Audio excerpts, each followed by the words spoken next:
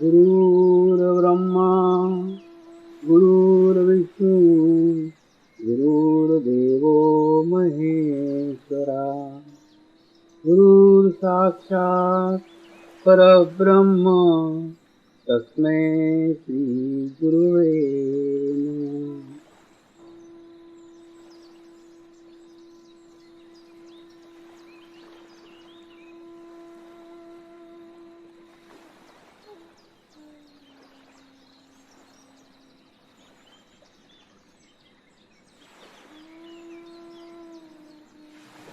मेरे साथ ध्यान की शुरुआत करेंगे।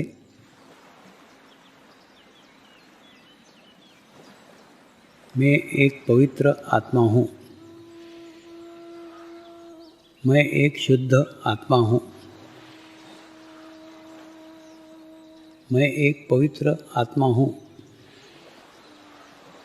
मैं एक शुद्ध आत्मा हूँ। मैं एक पवित्र आत्मा हूँ। मैं एक शुद्ध आत्मा हूँ।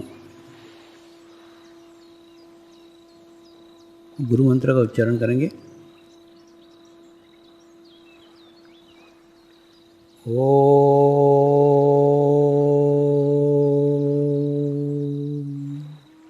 श्री शिवकृपानंद स्वामी नमो नमः। ओम श्री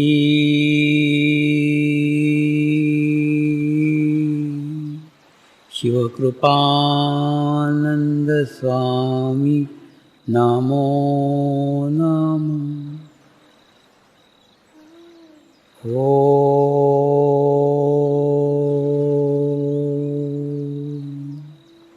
श्री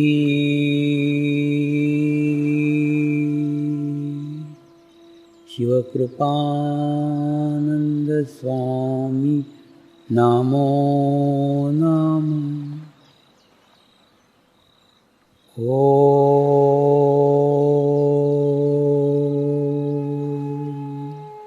श्री शिवकृपानंद स्वामी नमो नमः। ओम श्री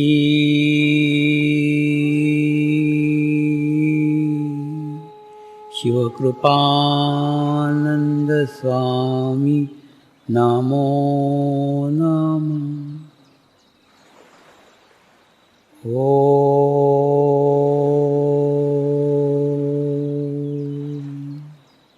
श्री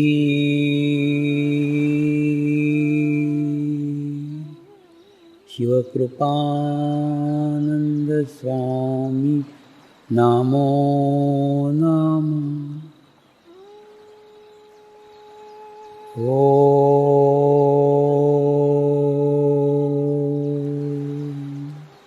श्री शिवकृपानंद स्वामी नमो नमः।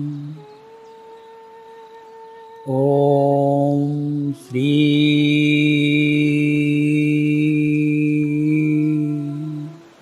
शिवकृपानंद स्वामी नमो नमः। ओम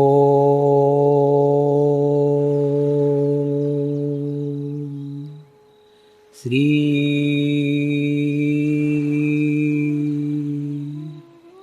शिवकृपानंद स्वामी नमो नमः। गुरुदेव देह से एक नजर आते हैं, किंतु वे गुरु शक्तियों का माध्यम है, तो केवल एक तो वे हैं नहीं। तो सभी गुरु शक्तियों से आप जुड़े रहिए, समर्पित रहिए, अहंकार से मुक्त रहिए। और समर्पित रहेंगे तो सभी सुख और दुखों से भी हम मुक्त ही रहेंगे। फिर भीतर रहेगा तो केवल और केवल प्रेम भाव, और ये प्रेम ही वह अमृत है जो संपूर्ण विश्व पाना चाहता है। उसको पाने के लिए होना है तो सिर्फ हमें खाली होना है, शून्य होना है। शून्य हो जाएंगे तो वह चैतन्य रूपी अमृत, प्रेम रूपी अमृत हमारे कण कण में व्याप्त हो जाएगा और हमें कहीं से कुछ भी पाने की ना तो इच्छा रहेगी और ना ही आवश्यकता रहेगी। तो आप सभी आत्माएं आत्मा बनकर रहें, उस अंतिम सत्य को प्राप्त करें, मोक्ष की स्थिति को प्राप्त करें, अपने भीतर के ज्ञान के एक एक कण से मुक्त हो जाएं, अहंकार से मुक्त हो जाएं। भीतर जो भी है उस सभी से मुक्त हो जाएं और भीतर उस चैतन्य के प्रकाश को, उस प्रेम के सागर को समा जाने दें, उस अमृत को भीतर ग्रहण करें, उसे रचने दे भीतर, बसने दे भीतर, और उसे अधिक से अधिक स्थान दे।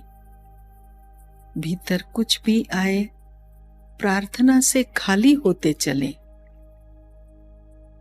और यही खालीपन, यही शून्यता हम सभी को मोक्ष तक पहुंचाएगी और हम शांति से सभी से विदा लेते हुए एक कण से सागर बन जाएंगे। आप सभी को ढेर सारी शुभकामनाएं। जय बाबा सोनी।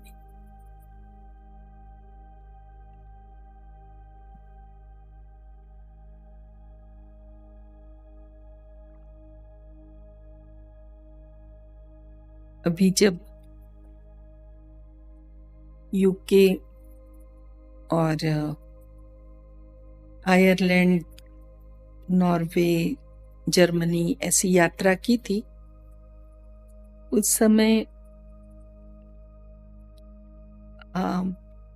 अजीब सी बात है, थोड़ी अजीब सी, यानी आप सब जानते हैं कि मुझे जब गीत लिखने के शब्द आते हैं तो मैं कभी भी बड़ी अजीबो गरीब जगह पे भी लिखती हूँ। रोटी बनाते बनाते न जाने कितने गीत लिखे होंगे, न जाने कितनी कविताएं बनाई होंगी। तो वैसे ही एक कार के शोरूम में थे, क्योंकि शाश्वती ने कार ली थी तो वो बोली कि उसके पेपर्स वगैरह आने में टाइम है, तो वो सब पेपर वर्क पूरा करने के लिए जाना था। तो वो बोली देख तो लीजिए आप कार कैसी है, क्योंकि हमारे सामने वो कार आने वाली नहीं थी। तो बोली आप शोरूम में देख लीजिए। तो हम लोग वहां गए थे, तो वहां पे ये लोग पेपर वर्क पूरा कर रहे थे और वहां बैठे बैठे मैंने एक गीत लिखा, वो गीत सुनाती हूँ।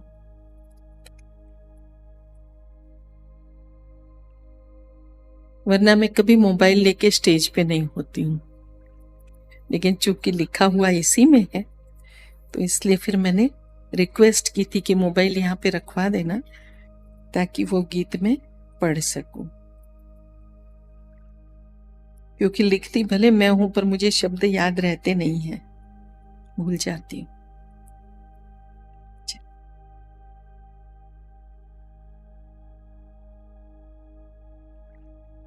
तो गीत का शीर्षक है मैं हूं सिर्फ आत्मा।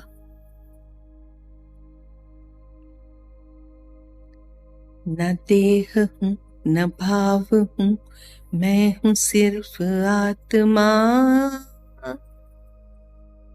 मैं शुद्ध हूं पवित्र हूं, मैं हूं सिर्फ आत्मा। न देह हूँ न भाव हूँ, मैं हूँ सिर्फ आत्मा।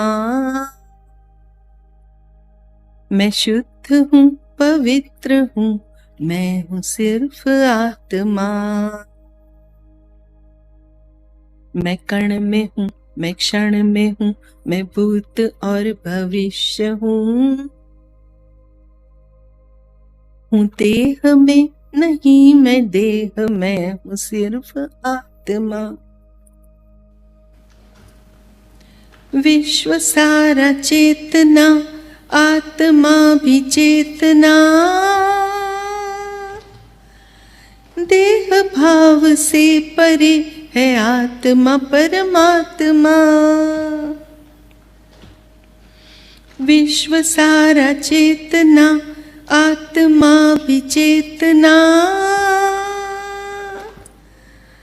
देह भाव से परे है आत्मा परमात्मा।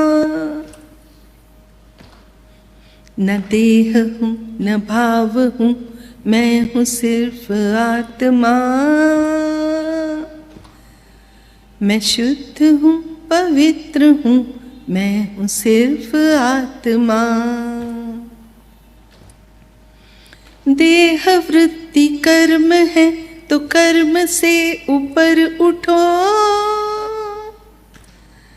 न बांधो कर्म हो स्मरण कि तुम हो सिर्फ आत्मा। देह वृत्ति कर्म है तो कर्म से ऊपर उठो। न बांधो कर्म हो स्मरण कि तुम हो सिर्फ आत्मा। न देह हूँ न भाव हूँ, मैं हूँ सिर्फ आत्मा। मैं शुद्ध हूँ पवित्र हूँ, मैं हूँ सिर्फ आत्मा। पांच तत्व देह के, पंच तत्व प्रकृति। पांच पांच से मिले तो मुक्त होवे आत्मा। पांच तत्व देह के और पंच तत्व प्रकृति। पांच पांच से मिले तो मुक्त होवे आत्मा। न देह हूँ न भाव हूँ, मैं हूँ सिर्फ आत्मा। मैं शुद्ध हूँ पवित्र हूँ, मैं हूँ सिर्फ आत्मा। बूंद का सागर मिलन ये स्वप्न देखे आत्मा। जन्म मृत्यु से हो मुक्त ऐसी हो वे यात्रा। बूंद का सागर मिलन ये स्वप्न देखे आत्मा। जन्म मृत्यु से हो मुक्त ऐसी हो वे यात्रा। न देह हूँ न भाव हूँ, मैं हूँ सिर्फ आत्मा। मैं शुद्ध हूँ पवित्र हूँ, मैं हूँ सिर्फ आत्मा। मैं कण में हूँ मैं क्षण में हूँ, मैं भूत और भविष्य हूँ। न हूँ देह में नहीं मैं देह, मैं हूँ सिर्फ आत्मा। मैं हूँ सिर्फ आत्मा। मैं हूँ सिर्फ आत्मा। जय श्री राम।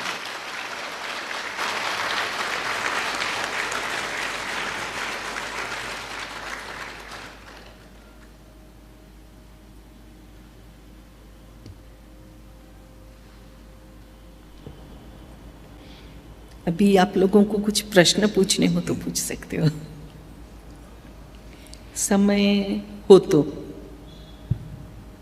समय है? जी गुरु माँ, समय है।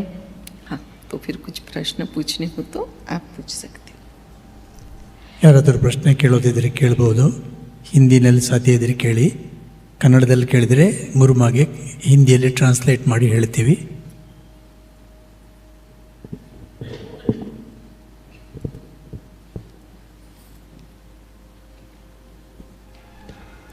जयपा स्वामी, किसी को भी प्रश्न पूछने हैं तो कृपया हाथ ऊपर कीजिए और प्रश्न आध्यात्मिक ही होने चाहिए और संक्षिप्त में.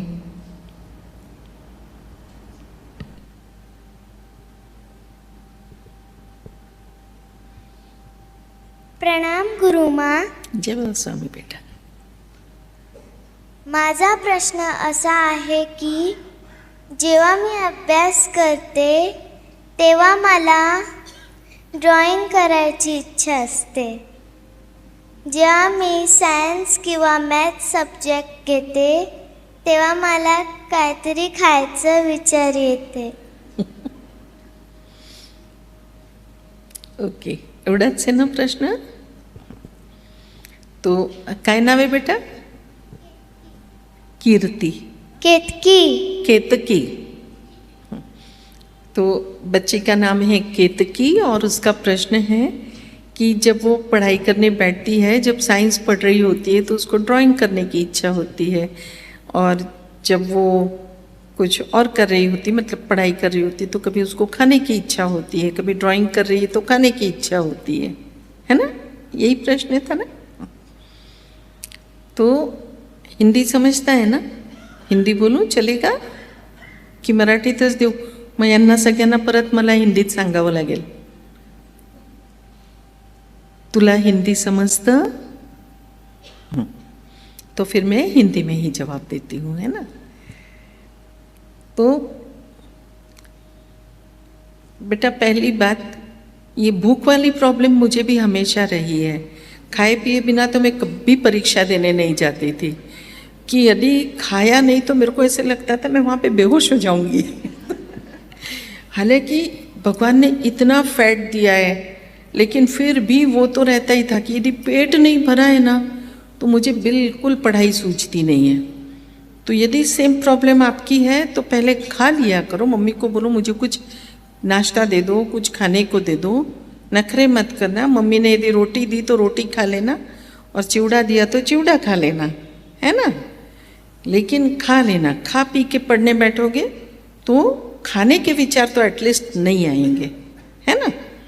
फिर उसके बाद में जब आपको साइंस पढ़ते समय ड्राइंग करने की इच्छा हो जाए तो सोचना कि चल अभी मेरे को ड्राइंग करने की इच्छा हो रही है ना, तब तो मेरे को फटाफट साइंस पूरा करना पड़ेगा.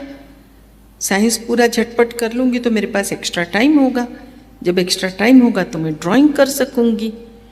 तो ये इतना अच्छा आइडिया है कि आप अपना काम जितना फास्ट करोगे, है ना, उतना जल्दी आपको स्पेयर टाइम मिलेगा. और अभी आप बहुत छोटे हो, ये आदत डाल सकते हो. और मैं उसका एग्जाम्पल देती हूँ. इसका एक बहुत अच्छा एग्जाम्पल, जो तुम्हारी प्रॉब्लम है, सेम प्रॉब्लम मेरी बहन, दीदी मेरी मुझसे बड़ी बहन है, उसकी बेटी को ऐसा ही था. उसको भी लगता था कि मेरे को ये करना है, अभी ये करना है, ये करना है. तो उसको भी यही बोला. मैंने कहा तू एक काम कर, तेरी पढ़ने की इच्छा है. उसका ये तो नहीं था, इसके साथ साथ था मुझे टीवी देखना है. तो मतलब पर्टिकुलर, ये तो काफ़ी पुरानी बात बोल रही हूँ. वो तो अभी उसके बच्चे खुद तुम्हारी उम्र के हैं अभी. तो ये मैं बहुत पुरानी बात बता रही हूँ. तो उस टाइम में तो टीवी में इतने ऑप्शन नहीं थे. एक ही टीवी में जो भी आता था वो आता था. तो और तभी ना डीडी मतलब दूरदर्शन और मेट्रो चैनल, ऐसे 2 ही चैनल आते थे.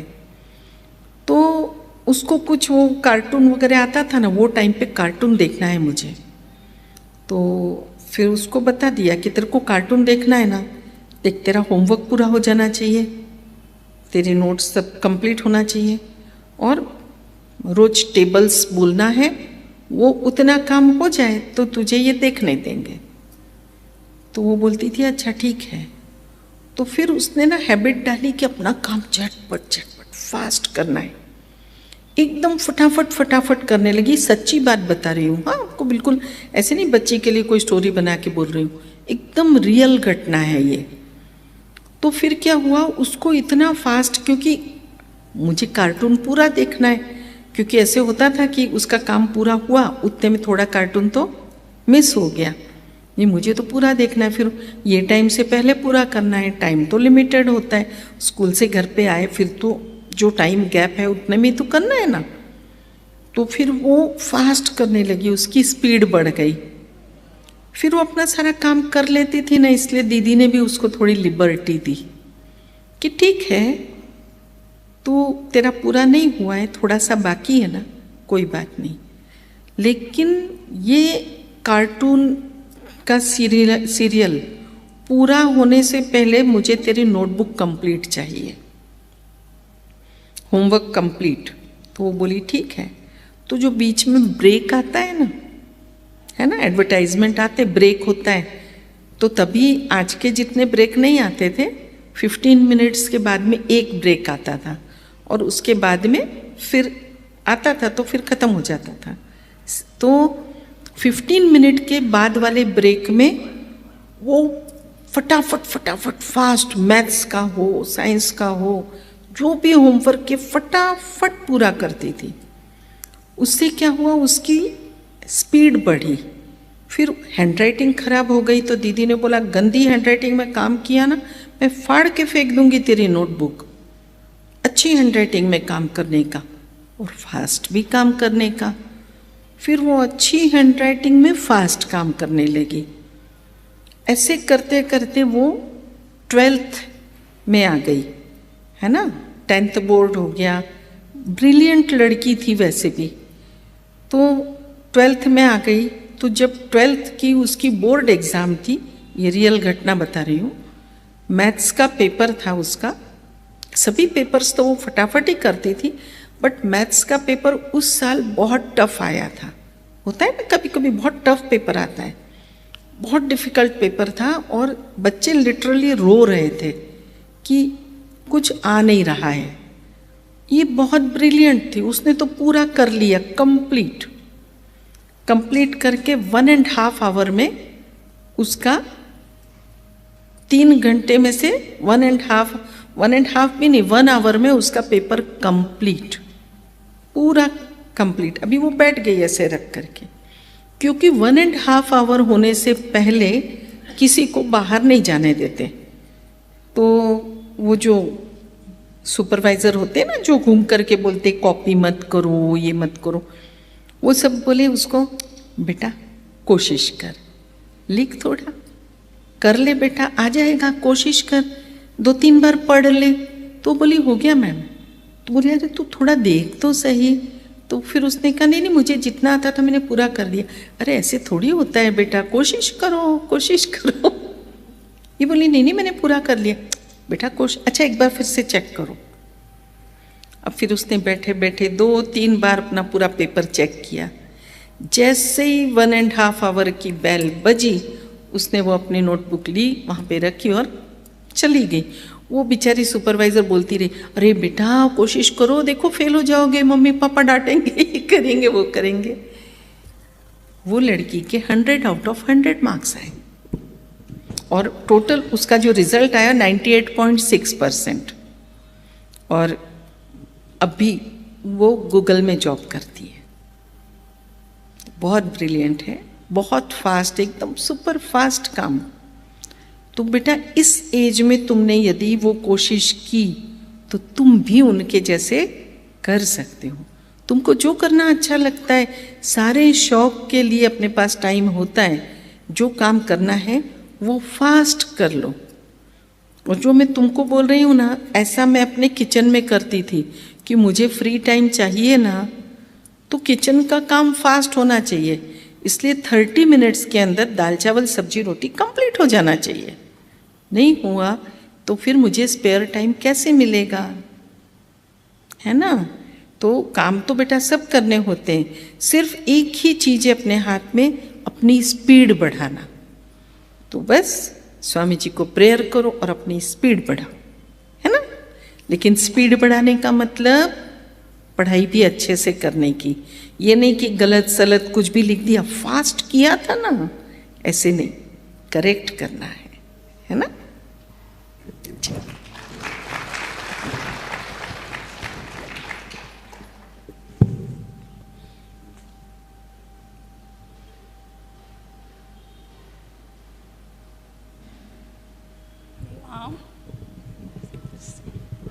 प्रणाम गुरु माँ। जय बाबा स्वामी। जय बाबा स्वामी। मेरा प्रश्न है कि जो भी मैं ध्यान बैठती हूँ तो कई बार ऐसा लगता है कि ध्यान अच्छे से लग रहा है, कई अच्छा अनुभव भी होता है, और कई बार ऐसा लगता है कि मेरा ध्यान, जैसे मेरे कमर में बहुत दर्द है, मेरे घुटने में दर्द है, तो फिर बिल्कुल ध्यान नहीं लगता। इसलिए क्या करें मैं? देखिए, शरीर है तो वो तो अपनी उम्र बताएगा ही, है ना। स्वामी जी भी बोलते हैं कि एज के साथ साथ एक एक डिपार्टमेंट बताता है ना। कभी घुटना बताता है, कभी कमर बताती है, उम्र हो गई अपनी तो कोई बात नहीं, आप कंफर्टेबल जगह पे बैठो। पेन है तो पेन रिलीफ के लिए जो कर सकते हो वो करो, बाकी प्रार्थना करके बैठ जाओ। अब क्या कर सकते हैं, शरीर के लिए तो कुछ नहीं कर सकते। हाँ, यदि फिजियोथेरेपिस्ट आपको कोई एक्सरसाइज बताता है तो वो कर लो, शरीर के मसल्स और बोन्स थोड़े स्ट्रांग हो जाएं, क्योंकि ये काम मैं भी करती रहती हूँ बीच बीच में। मैं बिल्कुल भी उसमें शर्माती नहीं हूँ कि डॉक्टर के पास नहीं। प्रार्थना करेंगे। हे परमात्मा, हम सभी पवित्र आत्माएं आपको हृदय से प्रार्थना करते हैं कि सारे विश्व में शांति हो, सारे विश्व के आत्माओं की आध्यात्मिक उन्नति हो एवं सर्वांगीण उन्नति हो। यही हम सब आत्माओं की शुद्ध इच्छा है। हे परमात्मा, हम सभी पवित्र आत्माएं आपको हृदय से प्रार्थना करते हैं कि हमारे सद्गुरु श्री शिव कृपानंद स्वामी जी का स्वास्थ्य सदैव अच्छा रहे, उनकी आयु दीर्घ हो। यही हम सब आत्माओं की शुद्ध प्रार्थना है, शुद्ध प्रार्थना है, शुद्ध प्रार्थना है। हे परमात्मा, समर्पण आश्रम व श्री गुरु शक्ति धाम का निर्माण कार्य आपकी कृपा में, आपकी करुणा में, आपकी इच्छा अनुसार निर्विघ्न संपन्न हो। यही हम सब आत्माओं की शुद्ध प्रार्थना है, शुद्ध प्रार्थना है, शुद्ध प्रार्थना है। शांति पाठ करेंगे। ओम ध्यो शांति अंतरिक्ष गुम शांति पृथ्वी शांति रापः शांति औषधयः शांति वनस्पतयः शांति विश्वे देवाः शांति ब्रह्म शांति सर्वगं शांति शांति एव शांति सामा शांति एधि ओम शांति शांति शांति सर्व इष्ट सुशांति भवतु।